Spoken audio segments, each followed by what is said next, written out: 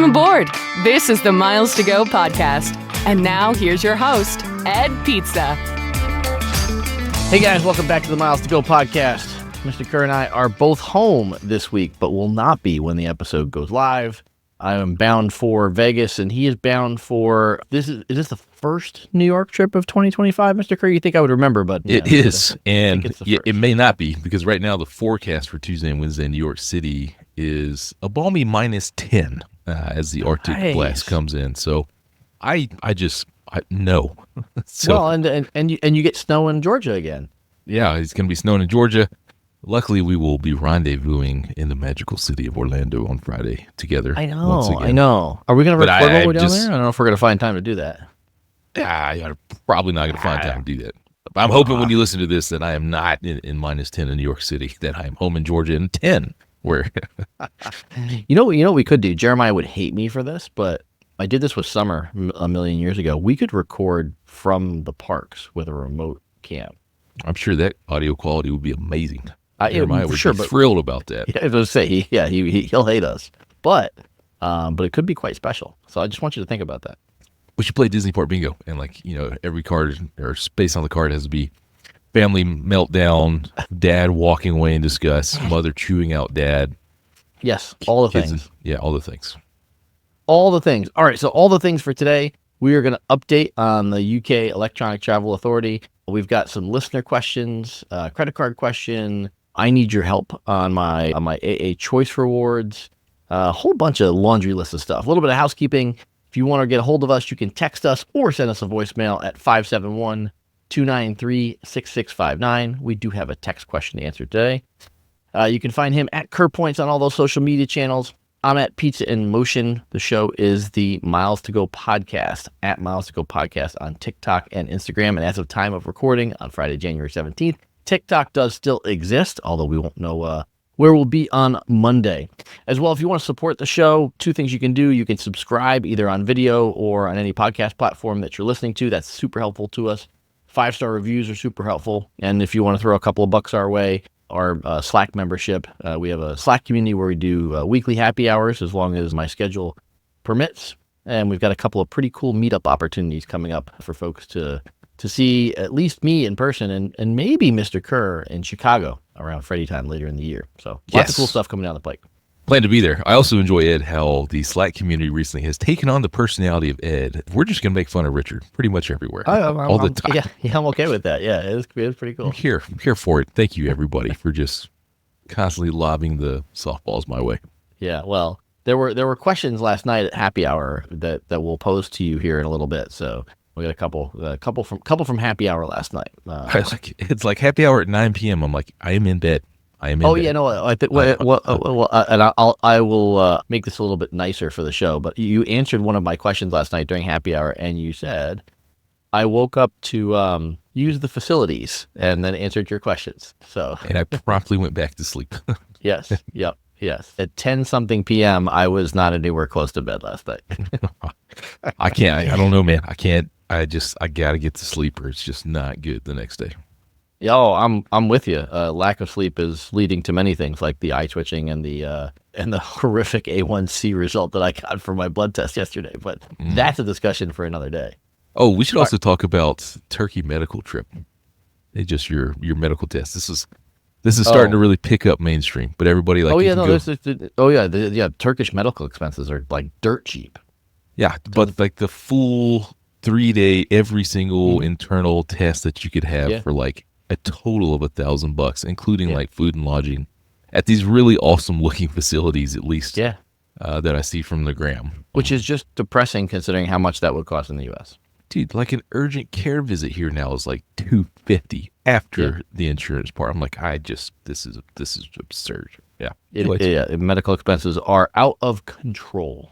As my son's surgery was, I think the total bill we got so far was $80-something thousand for his surgery. That's cheap, actually. That's like I was expecting it well into the six figures for that kind of procedure. We have not gotten to six figures just yet. So yeah, but the bills will keep coming for the next 6 months. Don't worry. They will, and I'm still trying to figure out exactly how much the out-of-pocket maximum is because I now have conflicting answers from my insurance company. But since we're not an insurance company podcast, we will put that little fireball. But you get a lot of points on your portion that you have to pay. So what card can you use? That's true. They are letting me use a credit card. All right, so first off, an unhappy but not unexpected announcement, Mr. Kerr. As of just a couple of days ago, the news is official, and I will not be enjoying global services in 2025. So this vaunted run of occasional PN inventory and one Jaguar ride a year is coming to an end. We're gonna have to do an entire show on the review of it. Maybe we can let everybody in on a little secret of my review of it as well. We should definitely let's pencil that in very soon. Yeah, we should pencil that in. I would also say I have penciled in one Brett Snyder cranky flyer to join us to talk a little bit about the 2025 airline outlook. So we'll have a little fun with that. Mr. Cranky Flyer, who is now a podcaster of his own with The Air Show, one of my favorite podcasts to listen to on a weekly basis. It's a great listen. You also don't know this yet, but I think we're going to have the head of a major international loyalty program here on the Miles to Go podcast with us very soon. PetSmart Pet Perks is coming on, the CEO. Yeah. No, not that. They're international. They can't hit Canadian locations. It's actually Tractor Supply Rewards. That's who it is. Ooh, they're international now. That's so awesome. All right. Well, I'm excited. Yeah. I'm excited to hear this. And since you didn't tell me anything beforehand, I'm now excited to see who this is going to be. So I have guesses, but we'll leave that for now. Mr. Kerr. But let's do a little update for folks because there's news. Breaking news. The UK has decided on the eve of launching their new electronic travel authorization to not quite launch it. So we talked about this 2 episodes ago, if I remember correctly. To access the UK going forward, you were going to need an electronic travel authorization. What was odd about the way that the UK rolled it out was that they also said that you would need this even if you were just transiting, meaning if you were connecting in London and never leaving the airport, you still needed a travel authority. As we've learned, Mr. Kerr, it looks like you will no longer need that for transiting passengers. Quote from Ronald Reagan, the 9 scariest words in the English language. I'm from the government and I'm here to help.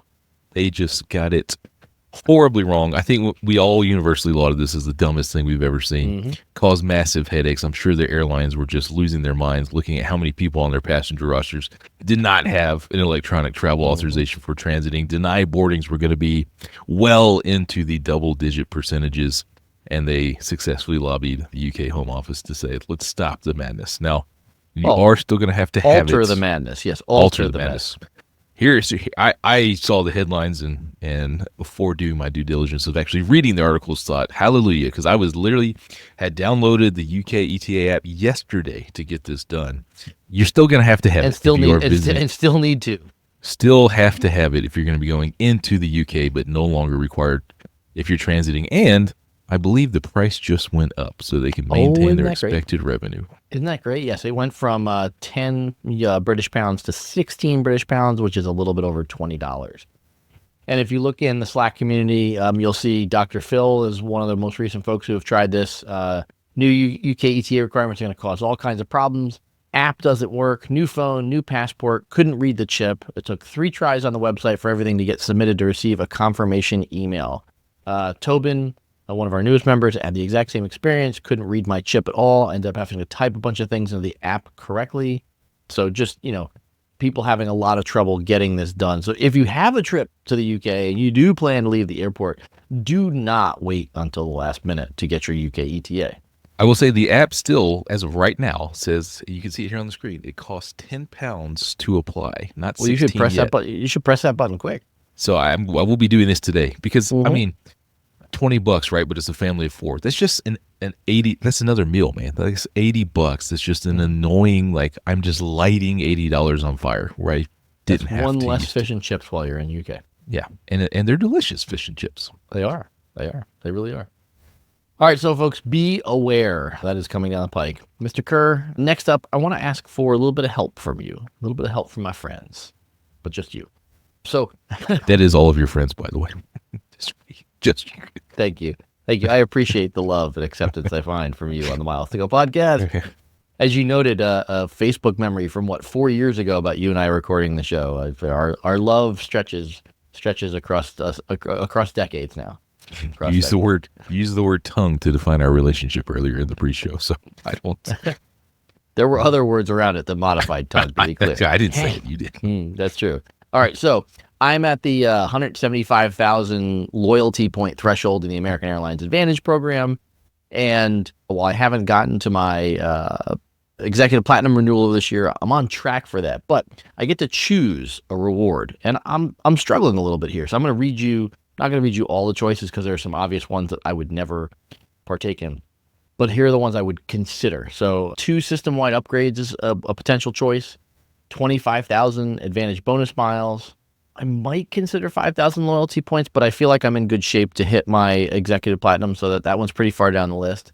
I don't have a credit card that gives me Admirals Club access, so 6 Admirals Club one-day passes is a potential one for the list. And then finally, a $250 American Airlines trip credit. So system-wide upgrades, 25,000 miles, loyalty points, Admirals Club passes, or a $250 trip credit. Where are you going with that?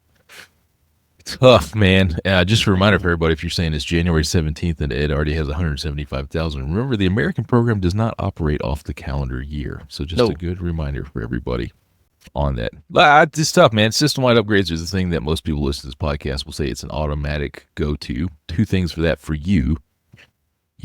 2 is not going to do you much good because you got a family if you guys are going international. Now, you probably already have 4 or something like that sitting in the bank.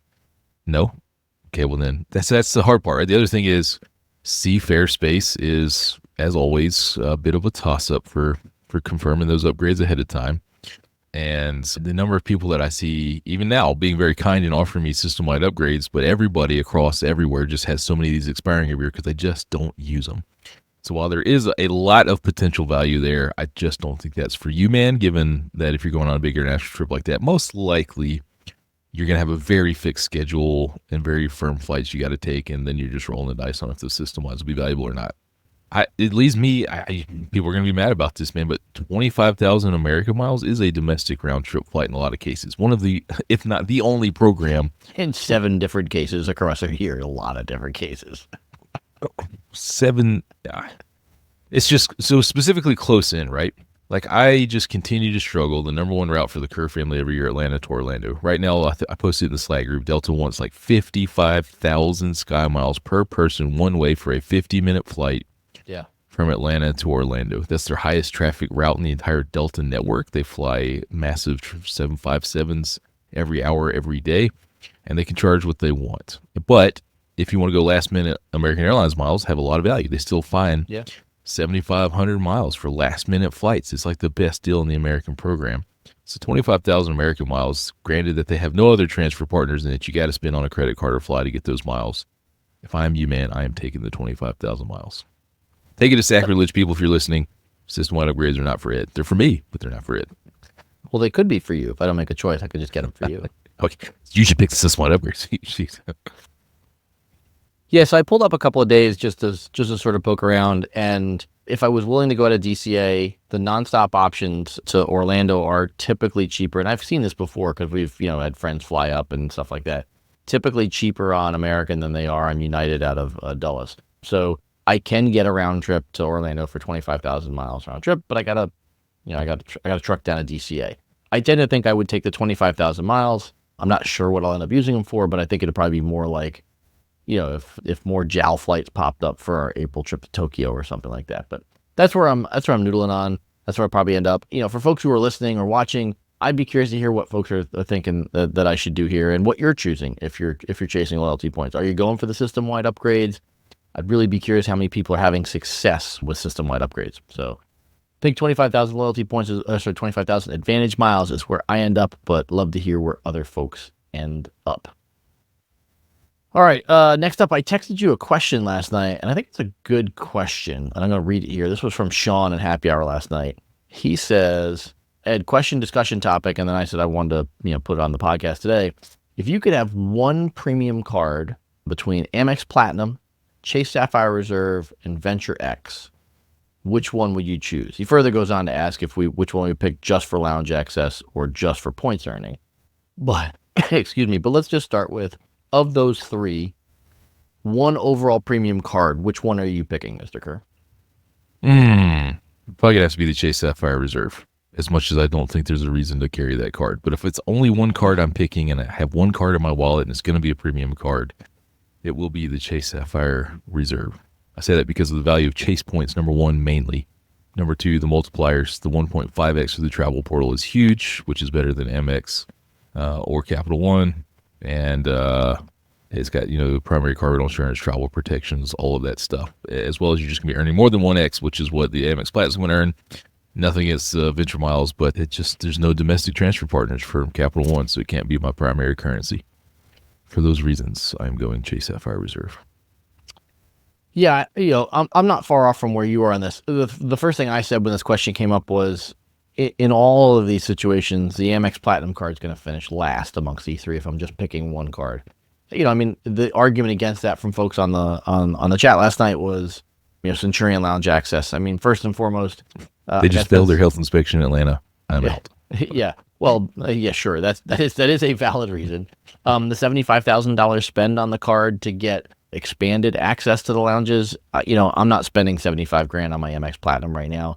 I also find that of the three flexible currencies, I find them to be the least useful for my travel purposes. So I would absolutely put Amex Platinum last. I lean Chase Sapphire Reserve as well. I do like the Venture X card. Do like its flexibility. I like the 10x earning on their, for hotels and car rental bookings on their portal. But all else being equal, Chase Sapphire Reserve, Ultimate Rewards points are my favorite currency. So that's where I would go to. Sean, good question. Appreciate the question for sure. And as a tag along to that, somebody else asked to check with you, Mr. Kerr. I think it was Ben. Are you keeping your JetBlue credit card now that your JetBlue status has gone the way of the dodo bird? No, I'm not. Continue to close that route network here out of Atlanta. Very limited uses for me. No reason for me to have a JetBlue co-brand card. There's almost nowhere where they haven't closed down the route network with JetBlue. JFK? That's probably the only place that they're expanding out of right now. So still a tough sell until you get that operational reliability up.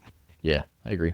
Look, I like the Mint product a lot. I just booked it for my business partner for a flight they've got coming up out of Vegas. It's great. It actually wasn't even priced that bad. It was $800 one way, which sounds like a lot, but I normally see that well over $1,000. But to your point, they're flying in the night before for an international trip because we're not taking the chance that their flight is delayed the day of. Yeah, not going to do it. No way. Yeah, they literally published their on-time percentages, and the last times I was looking at Atlanta, there was hardly anything over 50% on time. Most of it hanging in the 30s, and that's just not gonna hack it. No, definitely not gonna cut it.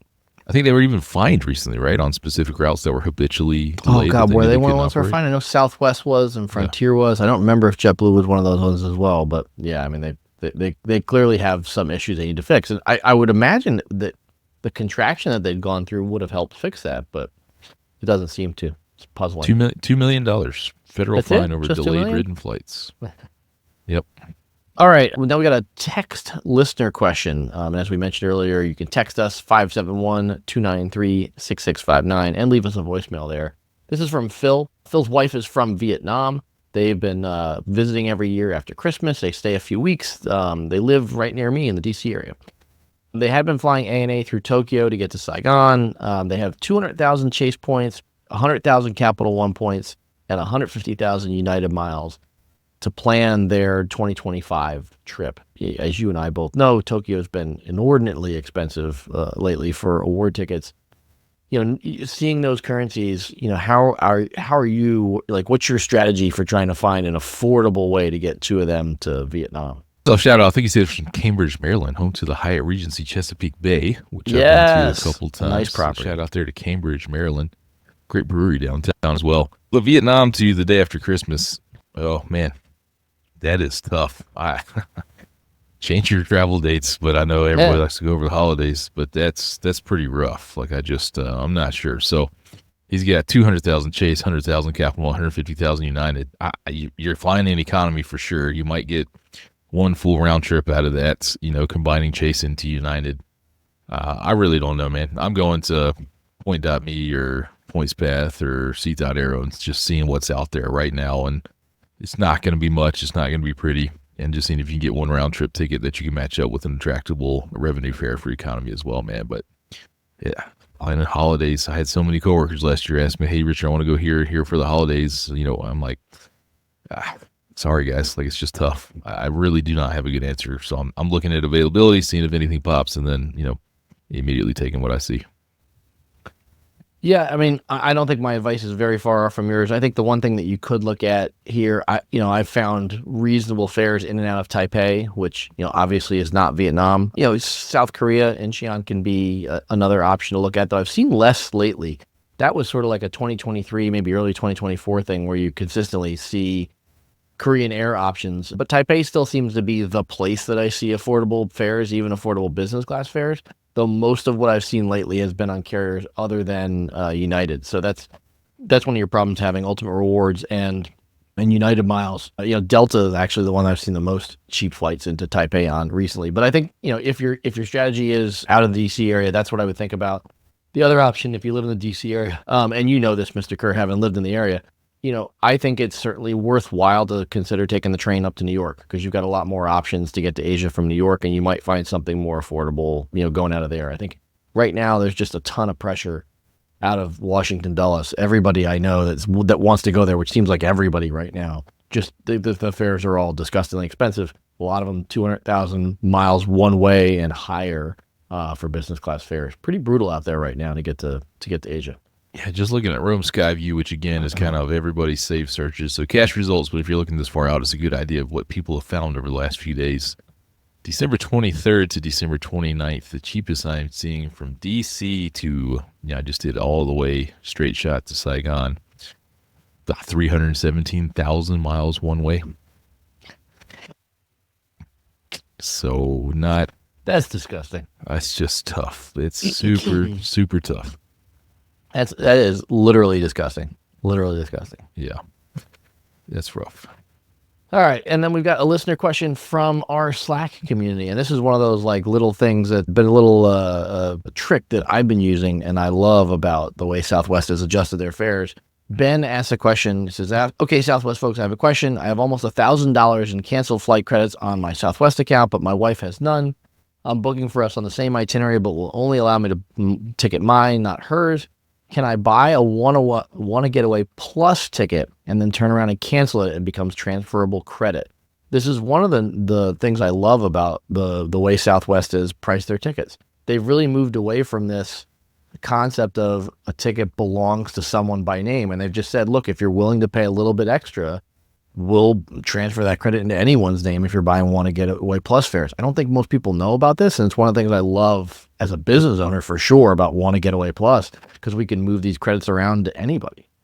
Yeah, I certainly have not played around enough or booked enough Wanna Getaway Plus. I think there's some other little tricky things that you can do with this as I just, gathered the breadcrumbs from some of the forums and Facebook groups out there. Super handy. It's a great way to, get around exactly what the question's asking. So if you're going to fly Southwest, probably, and again, looking at the few routes that I do search for Southwest, it's not that much more to get up into that Wanna Getaway Plus to get that flexibility. Usually it's not not a significant premium you're paying, so definitely worth taking a look at.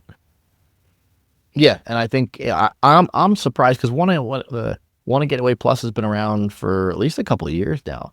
I'm just surprised that there aren't more airlines thinking about this concept of charging a slightly higher fare for the flexibility to change the name on a ticket. It doesn't seem like rocket science to think of this as a potential revenue source that customers would actually really appreciate. So yeah. I am surprised that they're the only ones that have done this so far. Well, we're just covering at Southwest. I want to go back to Phil's question, Vietnam. I feel bad just being a bearer of bad news. So I did just another quick search here, and there is an option, Ed. One way, one stop, Dulles to Saigon, 60,000 airplanes and $55 in economy. Wow. Now, the bad news or what you need to be aware of, this is Air India. This is Air India, one stop into Delhi. And that is a whole lot of Air India economy if you want to go for a bit of an adventure there. Yeah. So cannot say the most desirable product. I have flown an Air India flight for 14 hours. I'm sorry to hear that. It was, one of the coolest, AvGeek things. It was the day that they joined Star Alliance way back when. But I was in first class, true first. I don't think I would be doing that in economy, even with that good of a deal. But you can transfer any of the points that you have into Aeroplan and book that flight if you do just want to get there. Yeah, and one other thing that I would mention, he only has 100,000 Capital One points. This obviously wouldn't wipe out everything, but one option he could consider in either direction is Zip Air. I was looking at that last night because somebody in Happy Hour brought that up. I think that was Noeda brought it up, and it was, call it roughly $1,000 one way in business class for Zip Air flights from, if I remember correctly, I think it was Tokyo, Vancouver. So you'd still have to find a way to get to whatever your positioning city is for Zip Air, but $1,000 is 100,000 Capital One miles. So if you could somehow earn enough Capital One miles over the next handful of months, you could buy your Zip Air tickets, and then you've got 90 days after you buy the tickets to wipe the charge. So if you bought the tickets, like let's say you spent heavy on your Cap One card, put your travel spending on there for 10x, all that stuff, and then maybe bought Zip Air tickets in 4 or 5 months, and then had another 3 months to burn down the rest of the charge, you might be able to get your 2 one-way flights that way and use your Capital One points for that. And then to Richard's point about the airplane flights, maybe you're using your Ultimate Rewards points to take care of that. So some thoughts on how you might manage that trip. Good luck, Phil.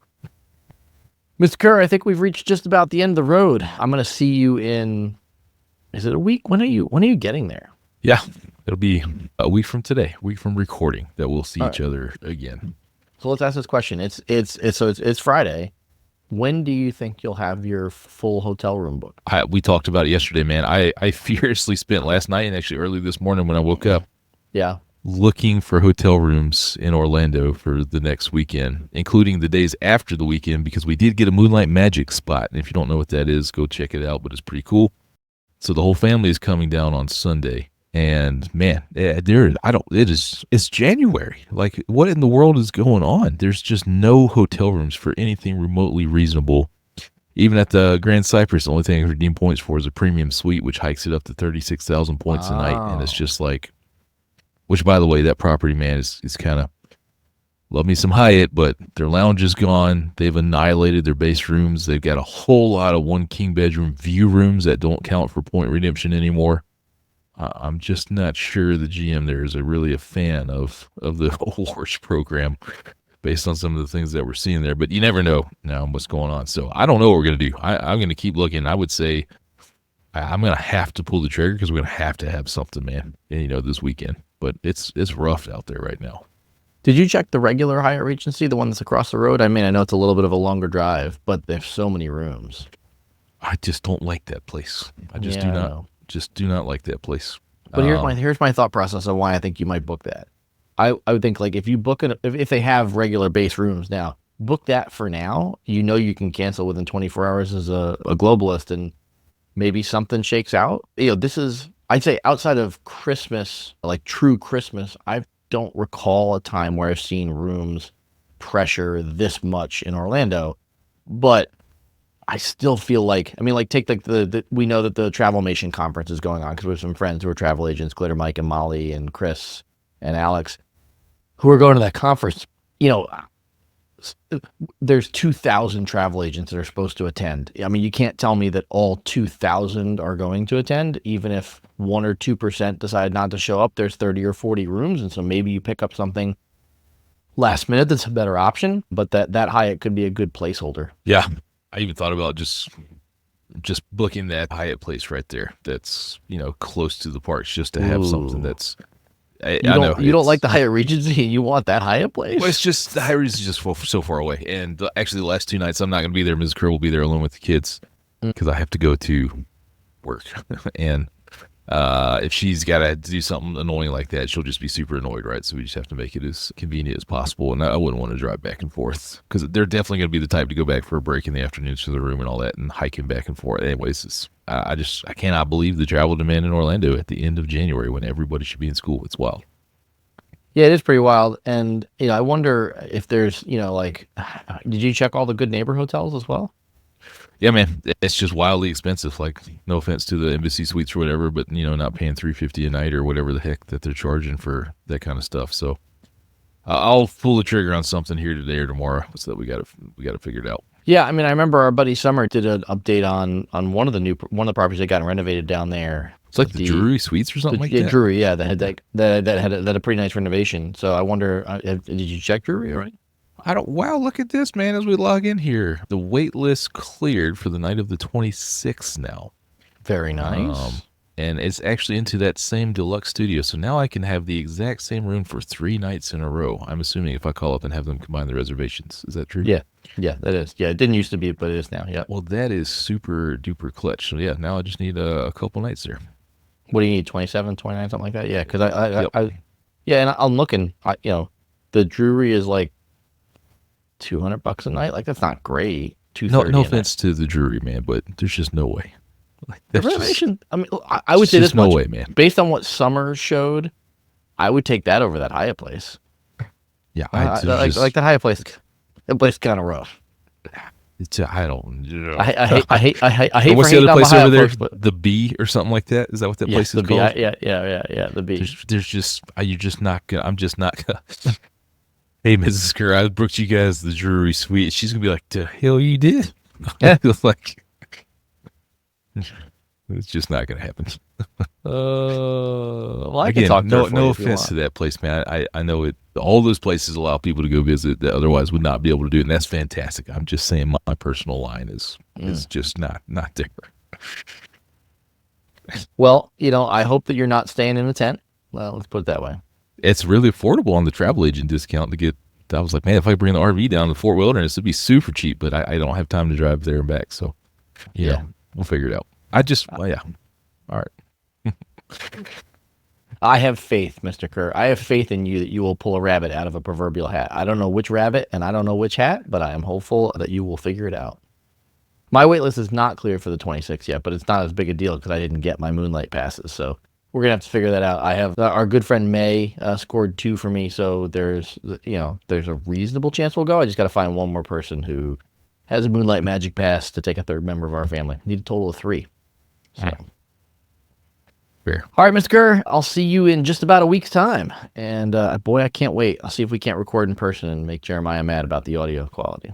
This assumes Frontier can pull it off next Friday, ladies and gentlemen. Ooh. This assumes Frontier can pull it off. This is my last flight I booked with my Diamond status, so I'll have the benefits. Nice. So not letting that go because Delta again. Dude, next weekend, Atlanta to Orlando, 50-minute flight, $544 one way. This is the pricing pressure of whatever's going on Disney. Flying Delta this year. Yes, you are. Yes, you are. Man? How are you people here in Atlanta paying these prices? Even like the 7 a.m. flight is like $289 one way. And I'm just like, there's just no way. I paid $29 for Frontier a month ago. Like, you guys have lost your mind. Like, what does it matter for 50 minutes? Oh, man. All right, well, make sure you clean the soapbox off after you jump down. It's another Frontier Tales coming our way. Another Frontier Tales. The last in maybe a while now that you don't have your Diamond status anymore. Dude, I've been looking for a way back to it. We'll see what they come out with. Coming soon to Bilt Rewards, a new transfer partner, Frontier Airlines, just for Mr. Kerr. Never say never. Never say never. All right, Mr. Kerr, see you in Disney, that place that gets us 3-star reviews on the podcast. Until we upload again, we've got miles to go.